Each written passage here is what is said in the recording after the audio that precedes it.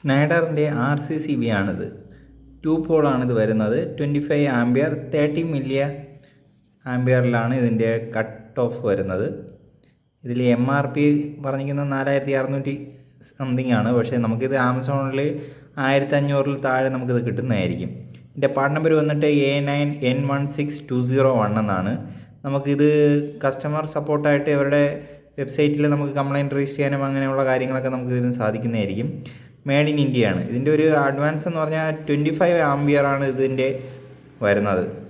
ഇത് കൂടുതലായി നമ്മൾ യൂസ് ചെയ്യുന്ന ഇൻവെർട്ടറിൻ്റെ ഔട്ടിൽ കൊടുക്കാനാണ് യൂസ് ചെയ്യുന്നത്. നമ്മളൊരു വീടുകളിൽ 32 ആംപിയറിന് മേളിലോട്ടുള്ളതാണ് നമ്മൾ നോർമൽ ഇലക്ട്രിക് വയറിൽ കൊടുക്കാറുള്ളത്.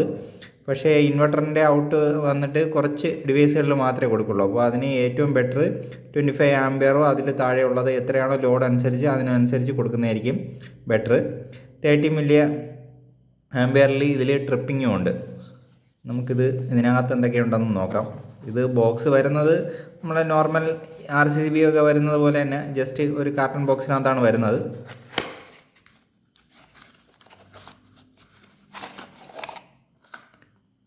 അതിനകത്തൊരു ഹോളോഗ്രാമും കാര്യങ്ങളൊക്കെ അടങ്ങിയ ഒരു ഷീറ്റുണ്ട്.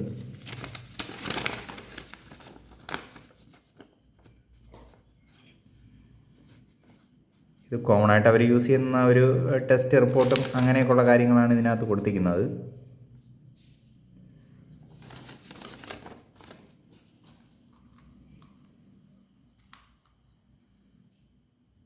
ഇത് 2 പോളിലാണ് വരുന്നത്.